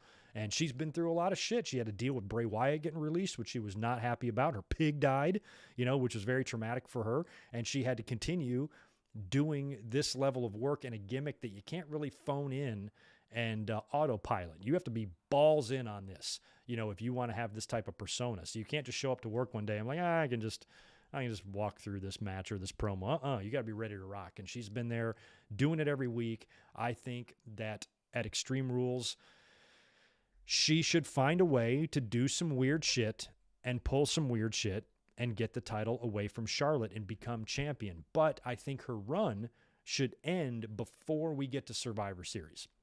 So I think Alexa wins, and I think Alexa loses the belt back to Charlotte. That way Charlotte can go into Survivor Series. And like I said, we still don't know what they're going to do in Brooklyn. Are we going to do the Raw versus SmackDown shit? Is it going to be champion versus champion? Because if it is, that could set you up with Charlotte and Becky, if Becky is still champ. She could be. So, and another thing you could do there too, you could move, well, no, you got Montez. They're not going to move Bianca. I was about to say, you could move Bianca to Raw in the draft. She could beat Charlotte or Alexa for the title, and then she could go have the rematch with Becky from SummerSlam at Survivor Series, but this time it's Raw Women's Champion Bianca versus SmackDown Women's Champion Becky. No titles are on the line, and Bianca gets her win back. Becky's still champ. Everybody wins. And it's a huge win for Bianca because Becky hasn't lost in 2 years. So you give Bianca that victory, which I think she will get. I don't think it'll come tomorrow, but I think Bianca will beat Becky at some point. Maybe you do it then.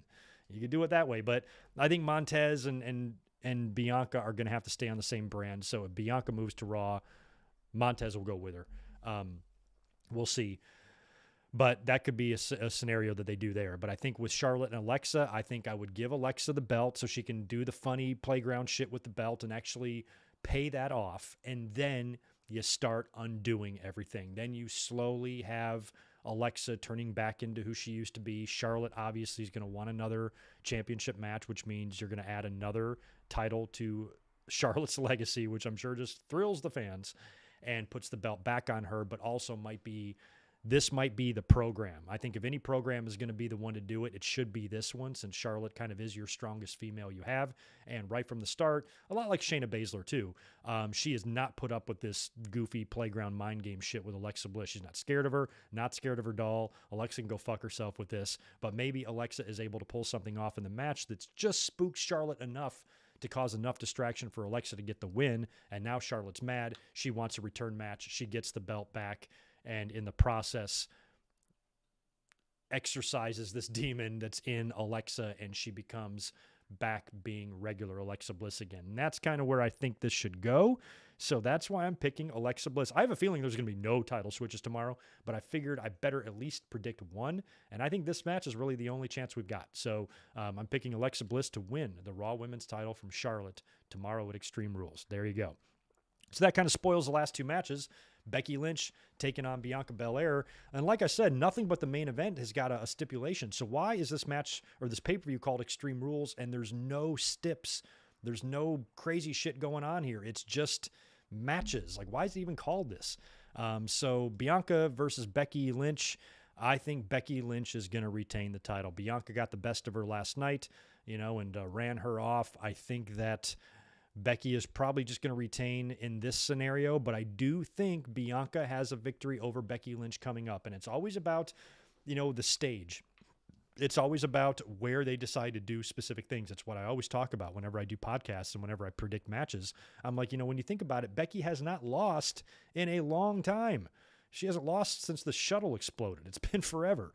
So when you have her beat for the first time, it's not going to be in the middle of a card at Extreme Rules, a show that's completely a throwaway show that doesn't even need to be on the calendar, that WWE is finding as an obstacle. I mean, I always think that anytime Roman is on the show, he should be the main event. But if they bump Roman and the Demon to lower in the card, you could put Bianca and Becky in the main event, and then maybe you do a title switch. But beyond that, unless that match tomorrow is the main event, there is no way Becky's dropping that belt in my mind. But I do think Bianca's day is coming, and I think Bianca would be an excellent and the perfect person to be the one to beat Becky for the first time in forever. So That should come, but I think that should come at the right moment. That's why that Survivor Series idea that I had might not be the worst thing in the world. It could actually happen.